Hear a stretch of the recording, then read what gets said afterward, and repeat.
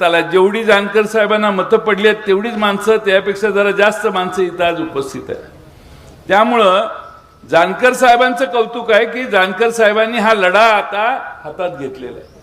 फक्त माझ्या परवानगीशिवाय राजीनामा देऊ नका। राजीनामा दिला, परत इलेक्शन झालं तर तुम्हीच निवडून येणार, मला काही शंका नाही।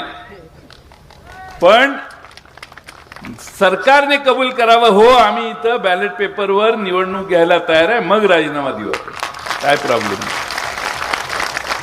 सरकारच्या बाजूने निवडून आलेले जे आहेत, काही आमदार निवडून आलेले म्हणतात एवढी निवडून आलो ठीक आहे, पण एवढी मतं कशी काय पडली, त्यांनाच आश्चर्य वाटते। त्यामुळं आपल्या कुणाचा प्रभाव आहे एकदा कळावं। शेवटी सत्तेत बसणाऱ्या माणसालाही कायम हा आत्मविश्वास असला पाहिजे की जनता